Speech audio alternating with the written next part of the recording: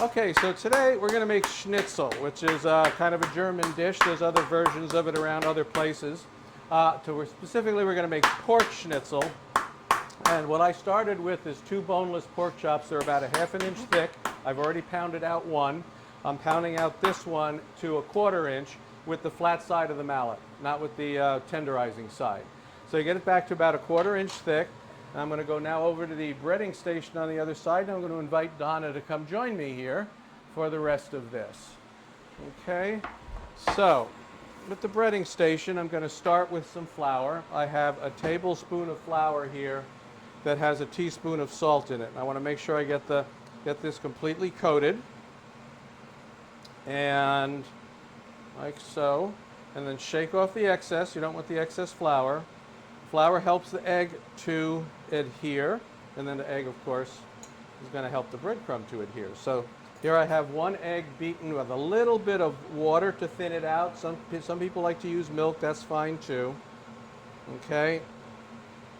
And then the last step is I have 2/3 of a cup of breadcrumb. This is homemade breadcrumb, and I've mixed into that a tablespoon of Penzey's Bavarian seasoning. Sometimes I don't make my own seasoning blends. I use blends that already exist. I want to make sure I get this coated really good. Every cranny and every little piece of it completely coated with the breadcrumb mix. I also have a 1/4 of a teaspoon of black pepper in there. So I'm going to put this over here. And then I'm going to do the other one. Here's the other one. It's got the flour on it. I put it in the egg wash and into the breadcrumb. And I get it nice, heavily coated. There's a little excess breadcrumb here. That's okay, but you don't want it to get too eggy. All right, I got that nice in there. Now I actually like to go back sometimes once they've started soaking in and do it again. Make sure I really get a nice breadcrumb. Now what I've got over here is some olive oil. It's about a 1/4 of an inch thick. I have the stove on medium high, and I want to get this olive oil nice to the point where it is shimmering and just about to smoke. Now you can't see that here, but it's starting to shimmer. So let me get some of this off my hands.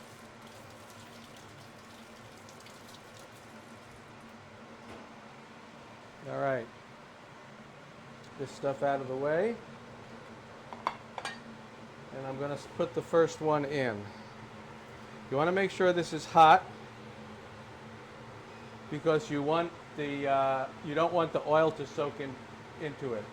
So I put this in here. This is actually not going to cook for very long. It's only going to cook for like 1 to 1.5 minutes per side at this high temperature. You're going to see recipes that say up to 3 minutes on a side. One of 2 things is going to happen with that if you cook it for 3 minutes. If you leave the heat at this temperature, you're going to burn the coating.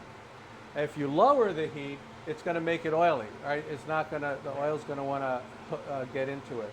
So that's about what I have in here. I'm going to let that go for a little bit longer. I'm going to go get the plate. Would you like some utensils? Yeah, that would be nice. You don't want to just pick it up and munch on it? I could. No, that's okay. We'll get you some utensils. We'll get you...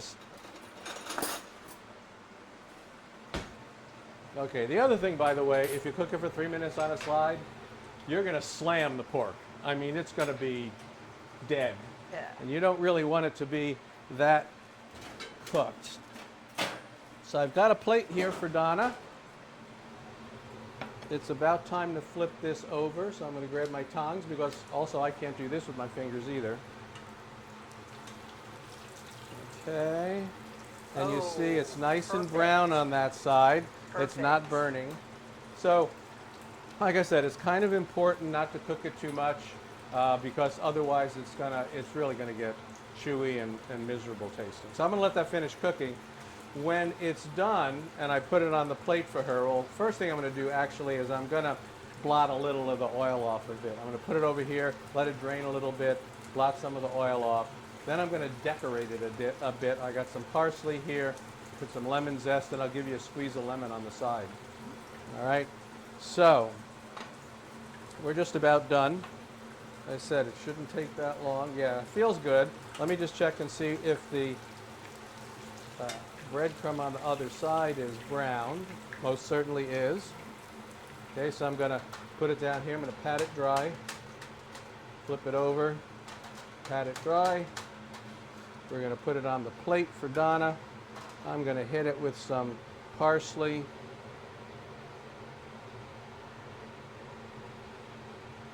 A little bit of lemon zest. I'm going to turn this down a little bit because it's really smoking now. Lemon zest. Give her a quarter of a lemon.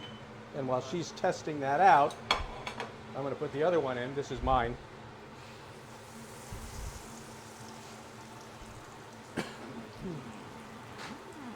Little squeeze. And I try not to put too much salt. Like I said, it was only a teaspoon of salt for that tablespoon. So I always will put some salt, serve with it so that people can eat and put a little salt. It doesn't need a sauce, right? What I've got is, if I put a sauce on it, it's going to make the crust soggy, right?